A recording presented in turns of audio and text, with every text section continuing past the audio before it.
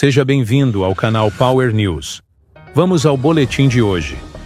Após o Moraes determinar busca e apreensão contra o pastor Silas Malafaia, conversas privadas foram vazadas e expuseram até o próprio ministro do STF, Gilmar Mendes, em negociações com o Bolsonaro sobre as sanções dos Estados Unidos. O Paulo Figueiredo trouxe os bastidores dessa confusão toda. Assista. Assim, esqueça qualquer crítica ao Gilmar. Tenho conversado com alguns do STF. Todos. Tem data aqui? Eu mesmo falei a data, né? Foi 27 de junho de 2025. Longe ainda da lei Magnitsky em cima do Alexandre. Esqueça qualquer crítica ao Gilmar. Tenho conversado com alguns do STF. Todos ou quase todos demonstram preocupação com sanções. Daqui a gente vê algumas coisas, né? A primeira é que o Gilmar é muito tigrão na frente das câmeras, mas nos bastidores, tchutchuca buscando conversa. Agora não posso escolher, não preciso esconder mais, Gilmar. Tá aí, tá aparecendo as conversas. Acho que vale Gilmar falar para o público que ele foi surpreendido pela prisão do presidente Bolsonaro, como saiu na imprensa, e que tinha pedido uma reunião com o presidente pro dia seguinte. No dia seguinte em que o Bolsonaro foi preso, ele iria encontrar Gilmar Mendes. Real. História real. As conversas agora, quem reclama, não queria que as conversas se tornassem público, reclama com o Alexandre. Porque, na verdade, o Alexandre já sabia que essas conversas estavam acontecendo. Estou falando aqui de anti-Magnitsky, hein?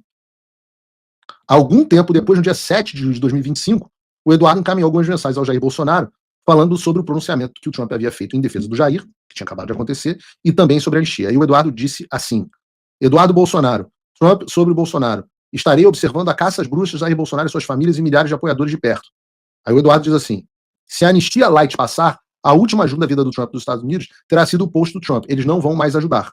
Temos que, aí esse ponto é um ponto muito importante, temos que decidir entre ajudar o Brasil, brecando o Supremo Tribunal Federal e resgatando a democracia, ou enviar o pessoal que teve num protesto que evoluiu para uma baderna para casa num semiaberto. Isso sem falar que o STF pode decretar essa intervenção do Congresso no regimento interno da Corte, o duplo grau de jurisdição interno, como inconstitucional, pois violaria a separação dos poderes. Nesse cenário, você não teria mais amparo dos Estados Unidos, que conseguimos as duras penas aqui, bem como estaria igualmente condenado final de agosto, que é onde estamos agora. O julgamento, vejam que o Eduardo está falando isso em junho, o julgamento é em setembro. Eu acho que não vale a pena, mas te oriento a buscar o conselho com outras pessoas. Tire do cálculo o apoio dos Estados Unidos. Qual estratégia você tem para atingir esse objetivo? É simples. O que está acontecendo aqui? Ninguém entendeu isso. O próprio Estadão publicou uma matéria absolutamente criminosa sobre esse assunto. O que o Estadão publicou foi que esse diálogo mostra que o Eduardo não estava buscando anistia para todos e sim para o seu pai.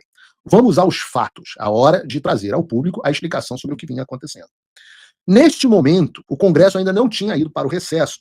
E todas as semanas vinha a promessa de isso que ele está chamando de anistia light, de botar para ser votada a gente chamava internamente de anistia de pau mole. No governo americano era só soft amnesty, anistia soft. A gente chamava de soft também é ao mesmo tempo mole. Então a gente chamava de anistia de pau mole. O que era isso? Era uma aprovação que seria feita para progressão de regime de alguns presos no 8 de janeiro.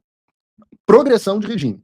E ao mesmo tempo, a outra coisa que seria aprovada seria o duplo grau de jurisdição. O que seria isso? O presidente Bolsonaro poder apelar a uma instância superior. A poder apelar com a instância superior é a turma do STF, onde ele perderia naquele momento de 9-2.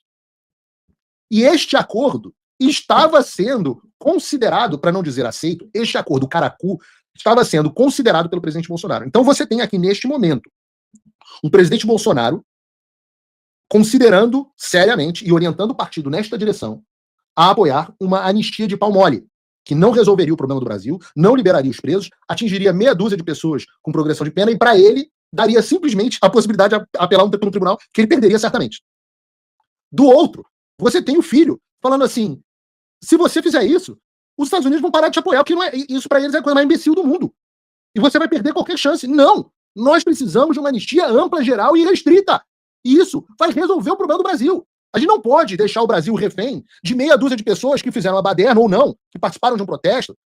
Porque tem os dois, tem pessoas que participaram de um protesto e tem pessoas que participaram de uma baderna. E que essas pessoas vão poder ir para o semiaberto e o Brasil vai continuar nessa desgraça. Não. Essas pessoas não deveriam estar lá. Nós precisamos salvar o país. Nós precisamos botar o país no curso. E é por isso que o Eduardo está perdendo a cabeça com o pai aqui.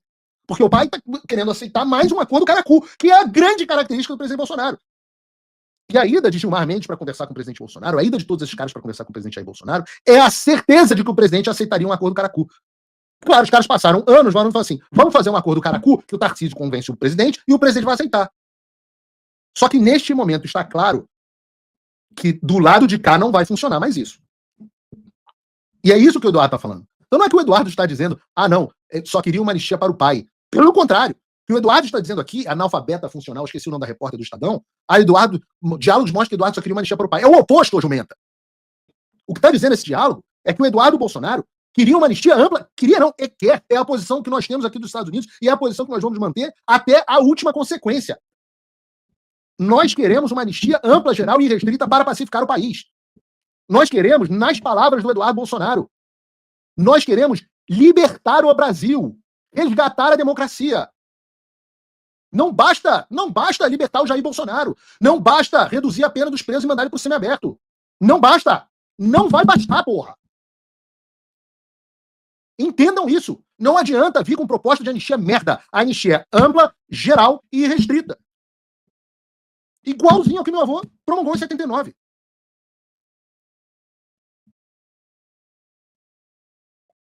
Custa entender isso? É difícil? E é por isso que a gente briga com as pessoas. É por isso que tem as tretas públicas.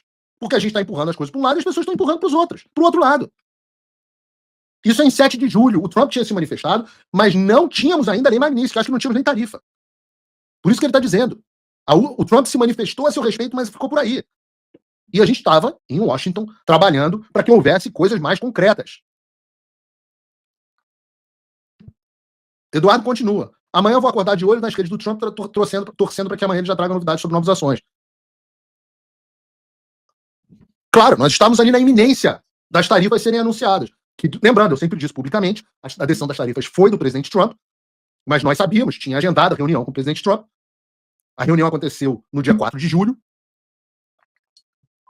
Então é normal que no dia 7 de julho, o Trump foi lá, na primeira coisa, 4 de julho é feriado dos Estados Unidos, dia 7 de julho foi segunda-feira, a primeira coisa o Trump se manifestou. Se eu não me engano, no dia 10 de julho vem as tarifas. Dia 9 ou 10 de julho. Aliás, dias depois do dia 9 de julho,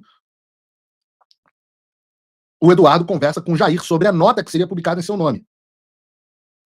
Nota do ex-presidente Jair Bolsonaro. Recebi com senso de responsabilidade a notícia da carta enviada pelo presidente Donald Trump ao governo brasileiro, comunicando a criação da chamada tarifa Moraes. Então isso foi no dia da comunicação da tarifa Moraes. Mas já depois da comunicação do presidente Trump. A medida é resultado de... Olha que perfeição. Chamada tarifa Moraes. Primeira frase da manifestação do presidente Bolsonaro, ele já está dando o nome que ele quer que a imprensa chame. A medida é o resultado direto do afastamento do Brasil dos seus compromissos históricos com a liberdade, o Estado de Direito e os valores que sempre sustentaram nossa relação com o mundo livre.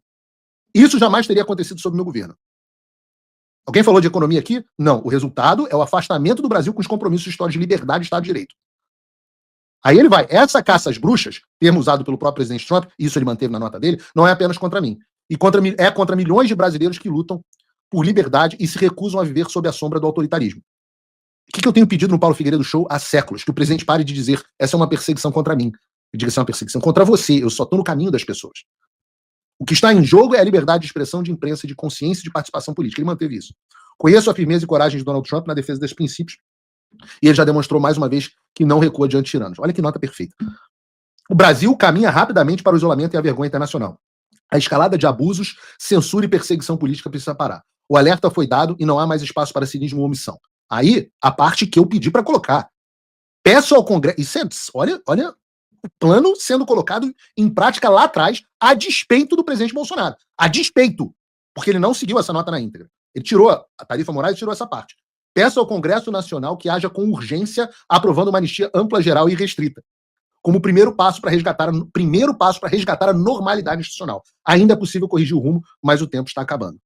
Aí o Eduardo vira e fala assim, me dá o ok para eu enviar para a imprensa. Nunca veio.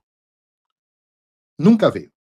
Com um assessoramento merda que trouxe o presidente Bolsonaro até essa situação. E um presidente que, obviamente, fragilizado, que já adora um acordo Caracu, sendo assessorado pelas pessoas que nos trouxeram a essa situação.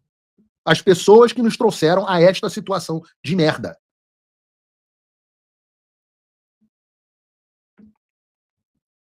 Só que eu já disse, a minha lealdade hoje é a Eduardo Nantes Bolsonaro. Não a Jair Messias Bolsonaro. Tenho carinho, amizade, respeito, gratidão ao presidente Bolsonaro. Lealdade ao Eduardo Bolsonaro. Por quê? Porque o Eduardo representa o tipo de liderança que se alinha com a minha visão para o Brasil. O Jair num grau muito menor. Porque eu não aceito esse tipo de coisa. Eu não aceito esse acordo caracu. E a posição de rebeldia do Eduardo em relação ao pai, que agora está escancarada, é de um filho amoroso que quer salvar o pai, que dedicou a vida a salvar o pai e o país. E não consigo enxergar coisas mais nobres do que isso. Do que eu honrar, de efetivamente honrar o seu pai e a sua pátria. O desentendimento entre Eduardo Bolsonaro e o Jair Bolsonaro não tem importância. Mas a informação de que ministros do STF têm buscado o Bolsonaro para uma possível saída do radar do Trump diz muita coisa. Meu nome é Augusto Garcia e eu falo diretamente de Brasília. Siga o nosso canal, nós contamos com a sua participação. Até o próximo boletim.